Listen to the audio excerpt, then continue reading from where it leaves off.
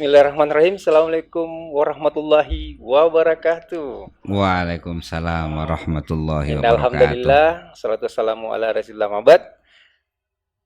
Hari ini kita masuk sesi Macarita. Macarita, wawasan ditutur, kebijakan ditebar.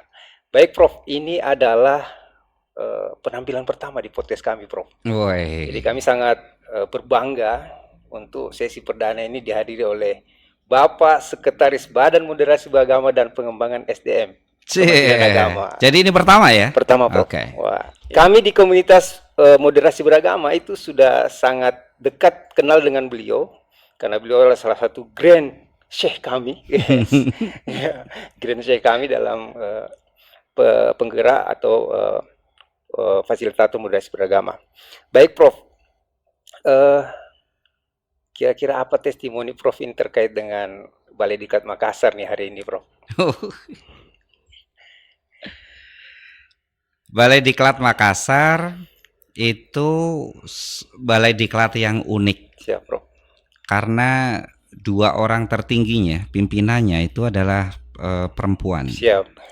Itu nggak ada di balai diklat yang lain ya. Setidak-tidaknya di internal Kementerian Agama, di mana kepala balainya, kemudian orang keduanya, Kasubag TU-nya sama-sama perempuan, kecuali di BDK Makassar.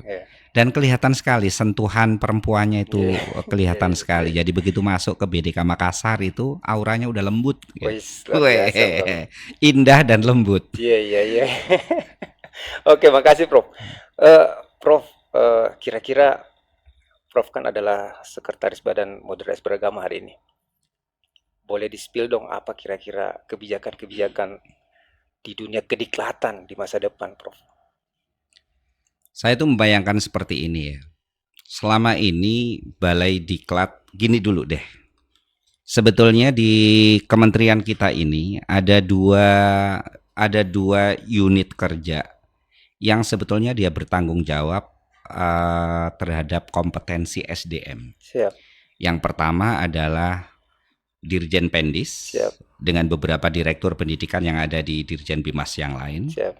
Yang ini memang secara formal bergerak di isu pendidikan formal, mulai dari dasar sampai perguruan tinggi.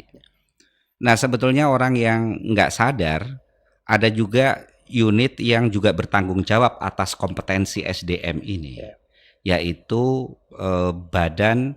Kalau di tempat-tempat lain sebetulnya simpel saja, Badan Pengembangan Sumber Daya Manusia.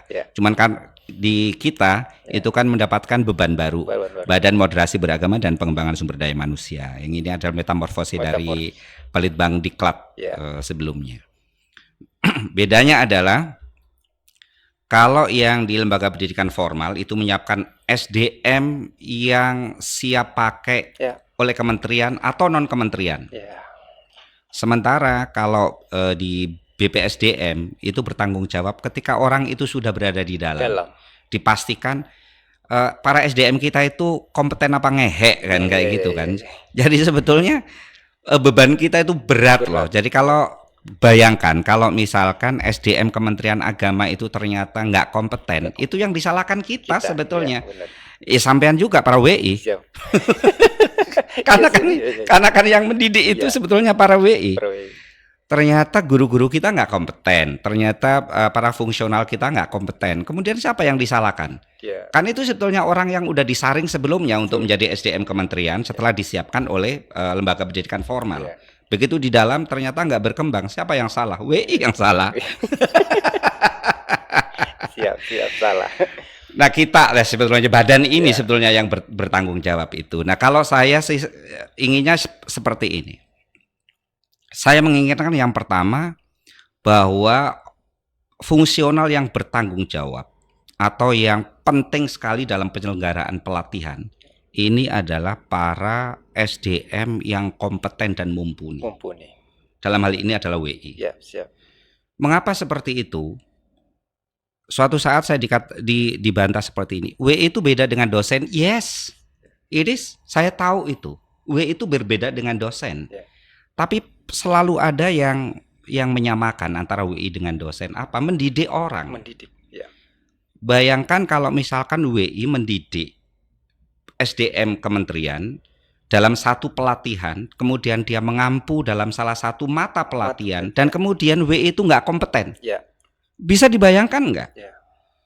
Nah, jadi kalau misalkan saya berkali-kali ngomong tentang kompetensi WI harus meningkat nih. Ya. WI itu harus menjadi dianggap kurang lebih adalah memiliki ekspertis di bidangnya, sehingga ketika dia mengampu salah satu mata pelatihan, itu peserta pelatihan itu merasa yes, kita memang sedang diajar oleh orang yang tepat memiliki kedalaman keilmuan di situ. Jangan sampai kita memiliki pelatihan, banyak sekali pelatihan, dan kemudian yang mengampu pelatihan itu palu gada, apa yang lu mau gua ada gitu. Itu nggak kompeten sama sekali kan. Benar. Kalau seperti itu mungkin nggak kita akan menghasilkan para SDM dengan kompetensi yang baik? Pasti enggak kan. Benar. Nah itu yang pertama yang saya selalu ngomong terus-menerus seperti ini. Nah yang kedua, saya tuh menginginkan agar kita mulai mendiversifikasi pelatihan yang lebih kreatif. Nggak hanya pelatihan-pelatihan mainstream selama ini, misalkan pelatihan untuk fungsional ini, kita kasih pelatihan ini, dan sebagainya. Saya juga menginginkan agar baik itu di Pusbangkom maupun di BDK mulai meng-create pelatihan-pelatihan yang lebih familiar, yang lebih populer, yang itu dibutuhkan oleh sekelompok masyarakat. Iya. Nggak harus melulu pelatihan ini untuk para guru. Kita latih deep learning, kita latih MBKM, kayak gitu. Bahwa pelatihan-pelatihan itu penting, iya, karena itu adalah cara kita untuk meningkatkan kompetensi SDM kita. Tapi saya yakin sekali bahwa sebetulnya kawan-kawan Widya Iswara ini dia pasti memiliki satu passion tertentu yang itu beyond dari pelatihan-pelatihan formal kayak gitu. Nah, saya ingin passion kayak gini itu mulai diwadahi. Dengan membuild up satu pelatihan yang lebih populer, yang masyarakat begitu kita ada flyer yang kita keluarkan, kemudian ya saya pengen kayak gini. Dan itu tidak selalu terkait dengan fungsional dia di kementerian ini gitu. Nah, saya pengen hal-hal kayak gitu. Misalkan pelatihan konten kreator, pelatihan apa saja yang selama ini saat ini ya banyak sekali diinginin oleh kawan-kawan yang berada di luar sana. Ya. Jadi memang begini, Prof. Kendalanya hari ini kami itu selalu membuat pelatihan itu yang given dari kurikulumnya dari Pusbangkom gitu. Sehingga kalau kami coba berkreasi keluar dari pakem itu takutnya melanggar aturan misalnya seperti itu, Prof. Tapi alhamdulillah kemarin ini Balik Kota Makassar, insya Allah pekan depan itu kita sudah mulai galakkan itu webinar gratis. Kita buka secara umum kepada beberapa komunitas.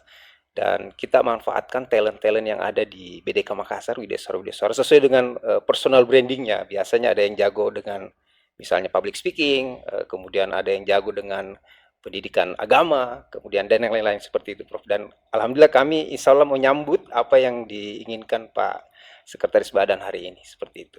Baik, Prof. Ini ada titipan dari Widya Iswara di Indonesia nih. Oke. Apa harapannya, Prof, terkait dengan Widya Iswara kita di masa akan datang? Saya berharap Widya Iswara di masa yang akan datang itu nggak muluk-muluk saya. Siap. Sama juga hal ini saya sampaikan ketika saya menjadi Direktur Diktis kepada para dosen. Siap. Kalau kita sebagai pendidik, sebagai pengajar saja, itu udah nggak belajar. Itu kita sudah kehilangan standing moral untuk mengajar dan meminta yang kita ajar untuk belajar. Karena kita sendiri udah nggak belajar. Saya bilang nggak peduli apakah itu WI, nggak peduli apakah itu dosen, berapa banyak sebetulnya orang yang kuliah lagi sekedar pengen mendapatkan gelar. Dan berapa banyak di antara profesi-profesi pengajar ini yang kemudian setiap hari sebetulnya udah membaca buku aja enggak. Dia masuk kelas itu hanya karena dia mendapatkan jadwal. Merasa bahwa itu adalah kewajibannya, dan karena itu kewajibannya dia harus melaksanakan, karena dengan itu dia berhak mendapatkan gaji dan tunjangan. Kalau cara kita menjalankan tugas kita, nggak peduli apakah itu WI, nggak peduli apakah itu apa saja, dengan cara seperti ini, malapetaka, Pak. Itu malapetaka menurut saya. Jadi menurut saya sekali lagi, sebelum kita menyuruh orang untuk belajar, suruh dirimu sendiri belajar. Jika kamu sudah enggak bisa atau enggak memiliki semangat untuk belajar, maka jangan jadi pengajar. Apapun statusmu, bertanggung jawablah. Menurut saya seperti itu. Saya ngomong di mana-mana ke Kapus Bangkom, kepada kepala balai, tolong jadikan tempat kerja kita itu sebagai lingkungan yang terus-menerus membuat orang belajar. Kalau enggak, kita enggak usah bohong lah, Pak. Di sekitar kanan kiri kita itu banyak orang yang ketika berada di depan kelas itu sok-sokan menyuruh-nyuruh orang belajar, tapi cek sehari-harinya ya udah nggak belajar, nggak pernah mengaktualisasi, mengupdate pengetahuannya, nggak tahu isu-isu aktual, temuan-temuan aktual, itu banyak sekali. Dan saya nggak akan jemu untuk terus-menerus ngomong ini, bukan karena saya menyindir orang-orang tertentu, enggak. Ini bagian dari panggilan kita. Gitu. Oke, teman-teman WI, jangan pernah berhenti belajar gitu ya. Learning organization gitu. Jadi alhamdulillah pihak pimpinan kita sudah mewadahi kita, ayo apalagi tinggal kita yang mengambil aksi seperti itu. Baik, sobat religi dimanapun Anda berada, demikian bincang-bincang kita pada hari Macarita ya. Alhamdulillah, terima kasih Prof atas perkenannya untuk mengisi podcast perdana kami. Dan pada kesempatan ini saya akan minta tanda tangannya Prof. Saya tadi hadiri launching bedah buku Oase Gus Dur dan beliau adalah penulisnya. Nanti di sesi berikutnya kita akan bicarakan lagi tentang ini. Tapi saya minta tanda tangannya Prof dulu. Oke.